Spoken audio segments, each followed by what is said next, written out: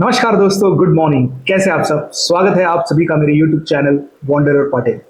दोस्तों, जैसे कि आप जानते हैं कि मैं पनवेल, रायगढ़, नवी मुंबई इन सारे लोकेशंस के बारे में प्रॉपर्टी रिव्यू करता हूं और मुझे काफ़ी लोग फ़ोन करते हैं ये जानने के लिए कि कहां पर उन्हें इन्वेस्टमेंट करना चाहिए। और जब ये कॉल्स आते हैं तो ज़्यादातर क्वेश्चंस होते हैं अराउंड थर्ड मुंबई, जो महा मुंबई बनने वाली है, KSC टाउनशिप, इसके बारे में होते हैं। क्योंकि बहुत सारी कंपनीज में सोशल मीडिया पे मार्केटिंग तो की है, लेकिन कस्टमर अवेयरनेस या इन्वेस्टर अवेयरनेस बहुत कम है। तो मैंने क्या किया, सारी इंफॉर्मेशन गैदर की जो अभी भी पब्लिक डोमेन में है, और मैं आपको बताऊंगा कि ये इंफॉर्मेशन मैंने कहाँ से गैदर की है, सो दैट आपका जो भ्रम है वो खत्म हो जाए और आप एक इन्फॉर्म डिसीजन ले पाए। तो क्या है ये थर्ड मुंबई, महा मुंबई या फिर KSC टाउनशिप? कौन इसे डेवलप करने वाला है? क्या आप उसमें निवेश करना चाहते हैं तो कैसे करना चाहिए? क्या आप उस क्राइटेरिया में बैठते हैं कि आप वहां पर निवेश कर पाए? और इसकी टाइमलाइंस क्या है? क्योंकि देखिए, when it comes to finance, when it comes to money, timeline is very important. क्योंकि जितना समय ज्यादा लगेगा आपको उतना ज्यादा रिटर्न मिलना चाहिए। अदरवाइज एब्सोल्यूट रिटर्न में पैसे को देखकर कुछ फायदा नहीं है। आप अपने आप को भ्रम में रख रहे हैं। इसीलिए इस भ्रम को हम तोड़ेंगे और जानेंगे कि कैसे आप इन्वेस्टमेंट सही तरीके से कर सकते हैं। इसके अलावा हम समझेंगे कि क्या है वो ओवरऑल प्लान, कहां आपको निवेश करना चाहिए, कौन से गांव है, कौन सी बॉडी है गवर्नमेंट की जो रिस्पॉन्सिबल है, क्या क्या फंडिंग आ चुकी है। और हाँ, सिर्फ एयरपोर्ट और अटल सेतु बनने से कुछ प्राइसिंग में डिफरेंस जरूर आएगा, लेकिन प्राइसेस स्काई रॉकेट नहीं होगी। वो तो जो नॉर्मल रेट है उस पर ही बढ़ती रहेगी। क्या वो फैक्टर्स होने वाले हैं जो कंट्रीब्यूट करेंगे या फिर एक्सेलरेट करेंगे इस इन्वेस्टमेंट की जर्नी को? तो चलिए समझते हैं आज और जानते हैं कि क्या है रहस्य थर्ड मुंबई का। और दोस्तों, अगर आप मेरे चैनल पर नए हैं ना तो सब्सक्राइब जरूर कीजिएगा। ऐसे ही इंफॉर्मेटिव वीडियोस मैं बनाते रहता हूं सो दैट आप तक सही इंफॉर्मेशन पहुंचे। और हमारा ज्यादातर रेवेन्यू जो है वो आता है हमारे एडसेंस से, यानी जो एड्स हमारे चैनल पर प्ले होते हैं उसी से आता है। तो अगर जितना आप इस वीडियो को लंबा देखेंगे उतनी हमारी मदद होगी। तो कोशिश होगी सारी इंफॉर्मेशन देने की, लेकिन इस वीडियो को एंड तक जरूर देखिएगा। इन बिटवीन देख के बंद ना कीजिए, क्योंकि फिर बीच में आप सवाल पूछते हैं और मैं आपको हमेशा कहता हूं कि प्लीज वीडियो को पूरा देखिए, सारी जानकारी देने की कोशिश की गई है। तो चलिए ज्यादा समय नहीं बिताते हैं और समझते हैं थर्ड मुंबई के बारे में। आइए तो दोस्तों, समझते हैं कि थर्ड मुंबई की जरूरत क्यों पड़ी। क्योंकि देखिए, मुंबई तो ऑलरेडी है, नवी मुंबई भी है, उसके बगल में थाने भी है, तो थर्ड मुंबई की ऐसी कौन सी जरूरत पड़ी? देखिए, Mumbai is a fast developing metropolitan location, यानी मुंबई से ज्यादा कंजेस्टेड और कोई शहर शायद हमारे भारत में नहीं है। और यहाँ पर जो है ना कॉर्पोरेट हाउसेस है, ये फिनटेक का हाउस माना जाता है। यानी जितने बड़े देश के, दुनिया के बड़े बड़े इन्वेस्टमेंट बैंक्स है, कॉर्पोरेट हाउसेस है, वो यहाँ पर स्टेशन है। हाँ, कुछ सालों में Gurugram has emerged as one of the other location, but it is not a headquarter to majority of the industry. ज्यादातर हेडक्वार्टर्स जो है वो मुंबई में बेस्ड है।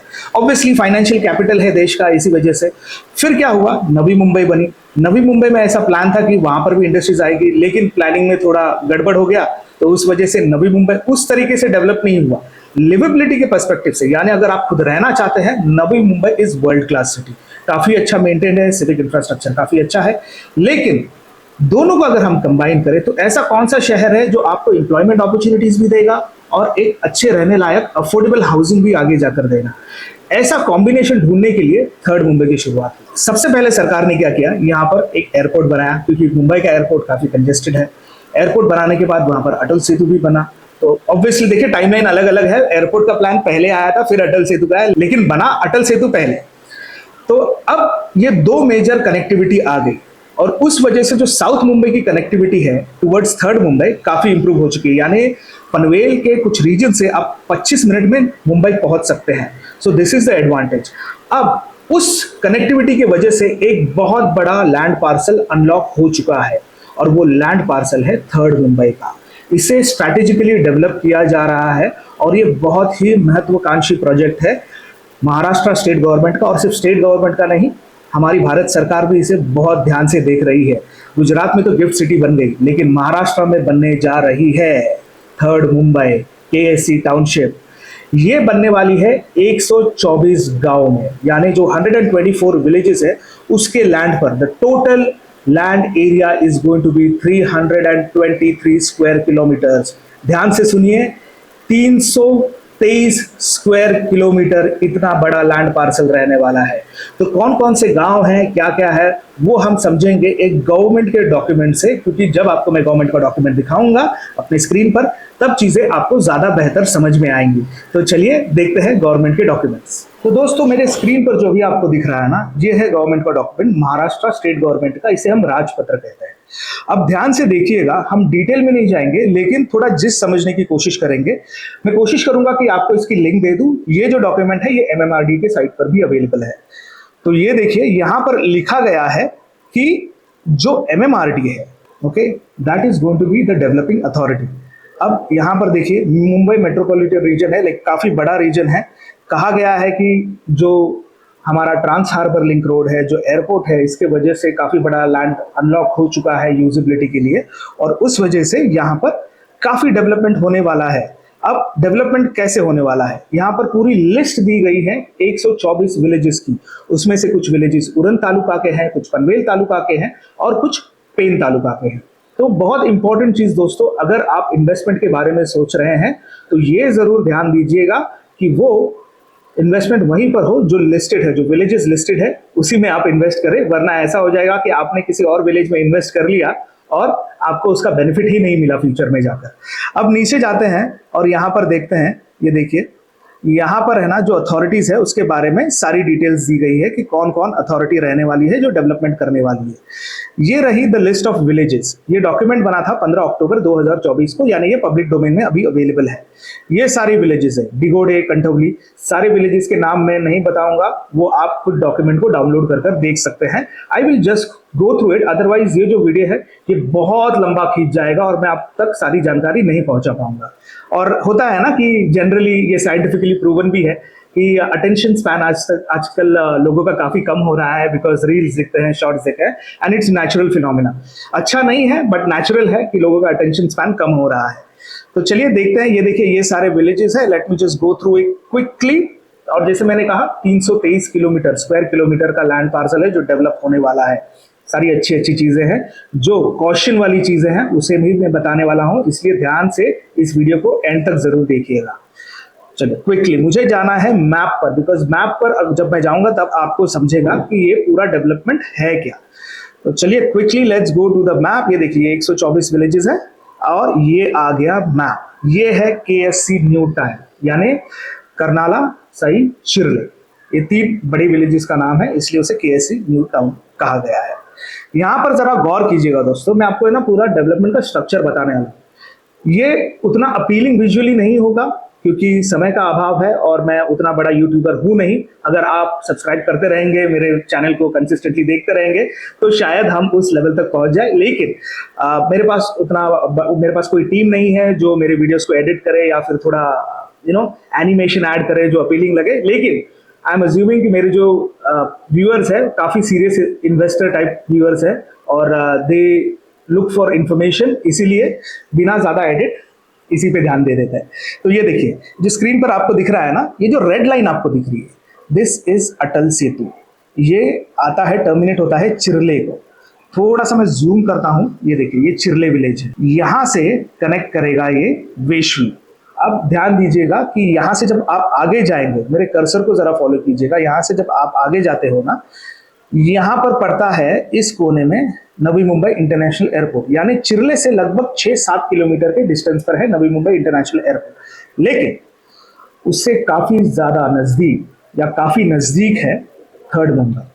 इसका जो एंट्री पॉइंट है आप देखिए ये चिरले पे है। चिरले पर 2 बड़े प्रोजेक्ट्स इंटरजेक्ट करेंगे, यानी अटल सेतु और ये जो ब्लैक और येलो डॉट वाली जो आपको लाइन दिख रही है ना, this is none other than Alibag Virar corridor. जी हाँ दोस्तों, अलीबाग विरार कॉरिडोर भी KSC टाउनशिप को इंटरजेक्ट करता है, उसके बीचों बीच से जाता है।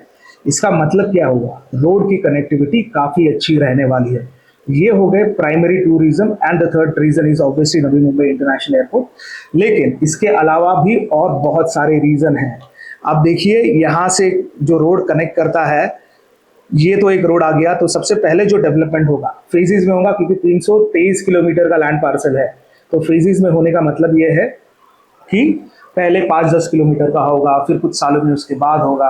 तो ये टाइमलाइन को जरा समझिए, वो भी हम डिस्कस करने वाले हैं। तो सबसे पहले डेवलपमेंट होगा, ये जो येलो पैच आपको दिख रहा है ना यहाँ पर, तो मेरा बेस्ट इंफॉर्मेशन वाला गेस कहता है विंदने, हरिश्चंद्र पिंपले, टाकीगांव, भोम, चिरनेर, यहाँ पे सबसे पहले डेवलपमेंट होने वाला है, क्योंकि ये एयरपोर्ट से नजदीक है और अटल सेतु से नजदीक है। तो सबसे पहले डेवलपमेंट यहाँ पर होंगे। अब ये डेवलपमेंट कब होंगे? देखिए, ऐसा माना जा रहा है कि अभी 2026 तक या उसकी शुरुआत या एंड तक, वो एक साल में जो लैंड एक्वायर करने का प्रोसेस है वो शुरू हो जाएगा। यानी जो एमएमआरडी है वो लैंड प्रोक्योर करेगी आपसे। अब जब वो प्रोक्योर करेगी, फिर उनके जो ऑब्जेक्शंस है विलेजर्स के, वो सारे चीजें होंगी और 2 से 3 साल इसमें लग ही जाएंगे। तो 2030 तक अप्रोक्सीमेटली जो एक्वायरिंग का प्रोसेस है वो क्लोजर पे आ जाएगा और फिर एलोकेशन का प्रोसेस शुरू होगा। यानी जिनकी जमीनें ली गई है उन्हें कॉम्पनसेशन लैंड मिलेगा। कॉम्पनसेशन लैंड क्या है? देखिए, compensation will be 40% of develop land. यानी अगर मान के चलिए आपकी 1000 स्क्वायर फीट की जमीन गई है तो आपको उसके अगेंस्ट मिलेगा 400 स्क्वायर फीट। दूसरे एग्जाम्पल से समझते हैं, अगर 10,000 स्क्वायर फीट यानी मोटा मोटा 10 गुंठे का लैंड पार्सल आपका गया है, तो आपको मिलेगा 4 गुंठा यानी अप्रोक्सीमेटली 4000 स्क्वायर फीट। मैं जो ऊपर के 89 स्क्वायर फीट है वो नहीं पकड़ रहा हूं फॉर ईज ऑफ अंडरस्टैंड, ठीक है, लेकिन परसेंटेज में 40% आपको मिलेगा। तो आप सोचेंगे यार क्या फायदा, लेकिन थोड़ा चीजों को समझिए। यहाँ पर आपको 2.5 का एफएसआई मिल रहा है और जो डेवलप लैंड मिलेगा वो आपको मिलेगा NA, non agricultural develop land. यानी एक टेबल प्लॉट डीमार्क किया हुआ प्रॉपर आपका विथ एन एफएसआई ऑफ 2.5 जो करंटली चल रहा है। 2.5 का मतलब है अगर आपको 4000 स्क्वायर फीट का मिलता है तो उस पर लगभग 10,000 स्क्वायर फीट का आप कंस्ट्रक्शन कर सकते हैं। This is the advantage. और जब आपको मिलेगा उस वक्त ready reckoner value any plot की शायद कुछ और हो, और ready reckoner value is just a base price. In majority of the cases आपने देखा होगा कि रेडी रेकनर से काफी ऊपर के वैल्यू में लैंड बिकते हैं। तो ये एक एडेड एडवांटेज हो गया, ठीक है। अभी मैं देख रहा हूं वाधवा वाई सिटी और यहाँ पर जो हीरानंदानी है, ऑब्वियसली ये गेटेड कम्युनिटी है, प्राइम कम्युनिटीज है। यहाँ पर जो एनए प्लॉट है उसकी कीमत 10 से 10,500 हजार रुपए पर स्क्वायर फीट चल रही है। ये गेटेड कम्युनिटी है इसीलिए। तो मैं अगर ये मान के चलूं कि शायद जब डेवलपमेंट हो 3-4 साल के बाद अप्रोक्सीमेटली शायद उसकी कीमत भी उसी तक पहुंच जाए और शायद तब तक वाधवा वाई सिटी में भी 12, 13, 14 हजार तक पहुंच जाए। ये एक रियलिस्टिक अंडरस्टैंडिंग है। अब दूसरी बात, यहां से हम थोड़ा सा आगे निकलते हैं और यहां पर देखिए, ये देख रहा है, यहां से एक हाईवे कनेक्ट कर रहा है। मैं थोड़ा जूम आउट करता हूं तो आपको पता चल जाएगा। ये देखिए, यहां से एक हाईवे आ रहा है जो डोलघर से होके करनाला से होके निकल जाएगा। दूसरा यहां से जो SH85 दिख रहा है आपको, यहां से एक कनेक्टिविटी आ रही है। तो मल्टीपल रोड्स यहाँ पर ऑलरेडी बन रहे हैं, बन चुके हैं। तो ये सबसे बड़ा एडवांटेज हो गया। इसकी कनेक्टिविटी मुंबई से देख लीजिए। लेकिन things to watch out for, spoiler number 1, अगर आप कहीं पर भी जमीन खरीदते हैं इसका मतलब यही नहीं आपको इसका एडवांटेज मिलेगा। आपको कुछ चीजों को बहुत ध्यान से देखना होगा दोस्तों। जैसे आप यहाँ पर लेजेंड देखते हैं, जब हम बचपन में मैप देखते थे लेजेंड, वही है ये। लेजेंड में जरा ध्यान दीजिएगा कि जब आप देख रहे हो ना, ये फॉरेस्ट जोन को ध्यान दीजिएगा। कहीं ऐसा ना हो कि सस्ती जमीन के चक्कर में आप फॉरेस्ट जोन की जमीन खरीद रहे हो, वहां पर भी खेती होती है। तो ऐसा ना हो कि आपने कोई लैंड पार्सल ले लिया और वो फॉरेस्ट जोन में आ गया, तो फिर आप वहां खेती के अलावा और कुछ नहीं कर पाओगे। हाँ, आगे जाकर कुछ और लैंड यूज भी कर पाओगे, but developers will not I for that land. आपको क्या देखना है? आपको देखना है अर्बनाइजेबल जोन 1, अर्बनाइजेबल जोन 2, यानी जो येलो पैच जो यहाँ पर आपको दिख रहा है, ये आपको फिलहाल टारगेट करना चाहिए फ्रॉम इन्वेस्टमेंट पर्सपेक्टिव। और उसमें भी ये जो पैच है ना, इसे पहले टारगेट कीजिए। होम, चिखली, विंदने, डिगोरे, यहाँ पर जमीनें महंगी है। आपको 3 लाख, 3.5 लाख, 4 लाख में जमीन मिलेगी। कहाँ पर? आपको मिलेगी पिरकोन में, इस पैच में आपको जमीनें मिलेगी। यहाँ पर भी आपको मिलेगी, ये देखिए, पुनाडे, पावले, सरडे, ये साइड में भी मिल जाएगी 4 लाख रुपए गुंठे में। लेकिन टाइमलाइन को समझिए, अगर आप में वो टाइमलाइन, वेटिंग कैपेसिटी है तो ही यहाँ पर कीजिए, क्योंकि डेवलपमेंट वहां पर जाने के लिए कुछ समय लग सकता है। अगर मैं आपको एक क्लासिक एग्जांपल दूं, पुष्पक नगर को डेवलप होने के लिए कम से कम 5 साल गए हैं, और वो सिर्फ 3.5-4 किलोमीटर की रेडियस वाला या डायमीटर वाला, स्क्वायर किलोमीटर कह लीजिए, वो एरिया है, ये उससे 100 गुना बड़ा एरिया है। इसका मतलब आपको फेज वाइज टारगेट करना होगा। अगर आप बड़ी इन्वेस्टमेंट कर रहे हैं और आप सोच रहे हैं कि बिट्स एंड पीसेस में अपनी इन्वेस्टमेंट को थोड़ा मिटिगेट करें, रिस्क को थोड़ा मिटिगेट करें, तो आप बिट्स एंड पीसेस में कीजिए। पहले फेज में थोड़ा इन्वेस्टमेंट कीजिए, सेकंड फेज में इन्वेस्टमेंट कीजिए, वैसे कीजिए। वैसे फेज डिसाइडेड नहीं है, this is my best guess, क्योंकि डेवलपमेंट जब भी होगा एयरपोर्ट के नजदीक ही होगा। तो ये सारी चीजें हैं जो आपको फैक्टर करनी चाहिए। कहां पर आपको जमीन खरीदना अवॉइड करना चाहिए, ये देखिए, ये जो फेज है ना, पार्ट ऑफ MMRRP, ये जो दिख रहा है आपको, ये पेन तालुका की जो जमीन है, इसे थोड़ा सा अवॉइड कीजिए अनलेस आपका टाइम होराइजन काफी बड़ा है और आप एंसेस्ट्रल प्रॉपर्टी क्रिएट करना चाहते हैं कि आपके आगे वाली जनरेशन को उसकी मदद हो, तो आप यहाँ पर इन्वेस्ट कर सकते हैं। बिकॉज 2035 तक तो डेवलपमेंट इसी सेक्शन में चलेगा और 35-37 तक शायद, माय बेस्ट गेस बोल रहा है कि यहाँ पर येलो लाइन, जो येलो जोन है, वो कवर हो जाए। उसके बाद यहाँ पर जाएगा और यहाँ पर तो कम से कम और 15 साल पकड़ लीजिए, तो कम से कम 2045 तक या 50 तक ये पूरा डेवलपमेंट होने वाला है। तो ऐसा नहीं है कि आपने आज जमीन खरीदी और कल के कल भाव बढ़ गए। भाव बढ़ भी गए तो आपसे खरीदने वाले लोग चाहिए, वो भी हो सकते हैं। It is different, right? आप ट्रेडिंग समझते हैं, आपने एक जमीन खरीदी, कुछ साल आपने होल्ड की, इंफॉर्मेशन आई पब्लिक डोमेन में, तो आपसे कोई बायर खरीद सकता है। तो ये तो बात होगी ओवरऑल डेवलपमेंट की और ओवरऑल अंडरस्टैंडिंग की। ऐसा भी कहा जा रहा है कि जो एयरपोर्ट है उसे ओल्ड एयरपोर्ट को न्यू एयरपोर्ट से कनेक्ट करने वाला है, और ये फैक्ट है। ये भी इंफॉर्मेशन आपके साथ शेयर करता हूँ। थोड़ी मेरी जबान फिसल रही है क्योंकि लंबा वीडियो है, तो प्लीज उसे इग्नोर कीजिएगा। चलिए थोड़ा होल्ड करते हैं और मैं जाता हूं और आपको बताता हूं कि why this is going to happen, which is very important. ये क्यों होने वाला है, क्योंकि इन्वेस्टमेंट लगेंगे, कौन यहाँ पर पैसे इन्वेस्ट कर रहा है, तो चलिए उससे समस्या आई। तो लीजिए दोस्तों, मैं आ चुका हूँ MMRDA के वेबसाइट पर और आप यहाँ पर देख सकते हैं, दिस इज MMRDA वेबसाइट और MMRDA secures $12 billion investment, which is 1,03,800 crores with Brookfield for transformative infrastructure projects including Mumbai 3.0। यानी काफी बड़ा इन्वेस्टमेंट यहाँ पर आ चुका है। आप देख सकते हैं, सारी डिटेल्स आप पढ़ सकते हैं और वहां पर तो हम डिटेल में नहीं जाएंगे, but this is the information which is available in public domain. यानी यहाँ पर जो डेवलपमेंट होने वाला है, जो इंफ्रास्ट्रक्चर डेवलपमेंट होने वाला है, उससे लेकर जो इन्वेस्टमेंट लगेगी, वो सारी ऑलरेडी प्रोक्योरमेंट का प्रोसेस शुरू हो चुका है। इन्वेस्टमेंट अब आने वाली है और इस वजह से काफी प्रॉमिसिंग लग रहा है कि यहाँ पर अच्छे अच्छे प्रोजेक्ट्स, अच्छे अच्छे रोड्स, अच्छा इंफ्रास्ट्रक्चर बनने वाला है। The next thing that is going to happen over here is Mumbai to Navi Mumbai airport in 30 minutes by metro, यानी मेट्रो की कनेक्टिविटी मिलने वाली है। और जो ट्रैवल में 1.5 घंटा लगता था, 2 घंटा लगता था, अब वो आधे घंटे में आप old airport to new airport पहुंच जाएंगे। आप कहेंगे अटल सेतु तो हम ऑलरेडी 25 मिनट में पहुंच सकते हैं। देखिए, अटल सेतु से आप मुंबई के एक छोर तक पहुंच सकते हैं, एयरपोर्ट तक नहीं पहुंच सकते। यानी एयरपोर्ट टू एयरपोर्ट कनेक्टिविटी, यानी ये जो एयरपोर्ट है नवी मुंबई इंटरनेशनल एयरपोर्ट, वो कनेक्ट करेगा सांता क्रूज विले पार्ले को। इसका मतलब है आप वेस्टर्न सबर्ब्स में पहुंच पाएंगे with in half an hour. So look at it, it's very informative video. जैसे मैंने कहा था, सारी इंफॉर्मेशन आपको दे रहा हूं, लेकिन इसे मेरे अंदाजे से लगभग 10 साल तो लगेंगे। 5 साल तो अमूमन लगना ही लगना है किसी भी हालत में। एंड देन अगर वो किसी और मेट्रो से कनेक्ट करके वो सेम रूट अगर यूज करते हैं, then it will be slightly shorter, but 10 साल तो आप एंटिसिपेट कर सकते हैं।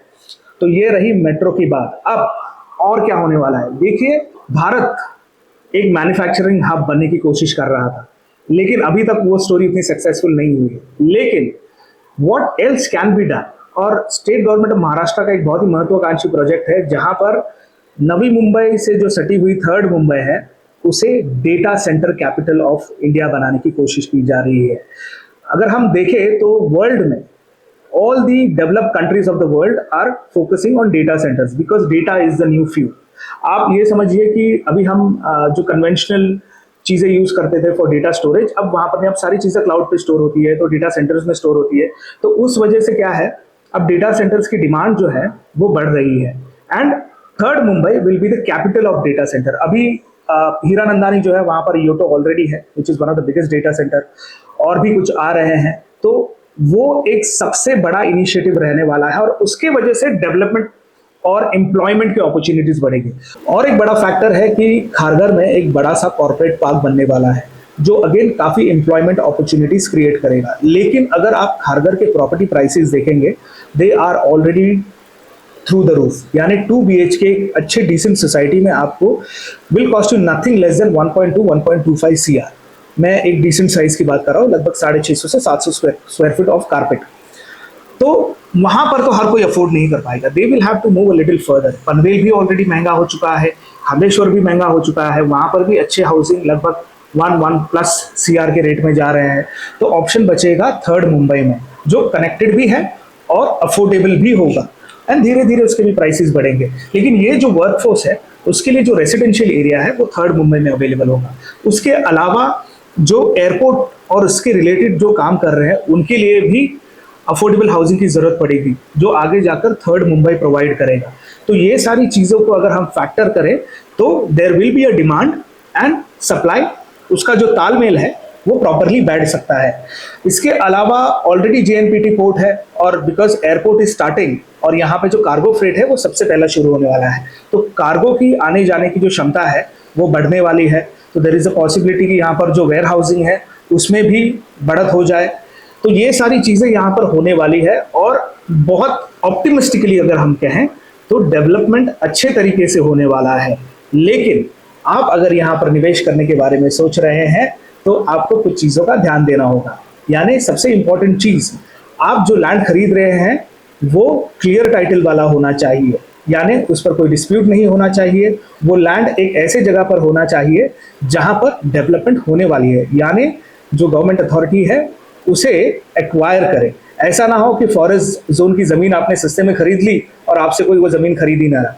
दूसरी बात, प्रॉपर सर्वे कीजिए उस लैंड का, सर्च रिपोर्ट निकालिए, एंड इंश्योर कीजिए अगर आपका बजट है तो कम से कम 15-16 गुंठा लेकर आपका एक अलग से 7-12 एक्सट्रैक्ट बना लीजिए।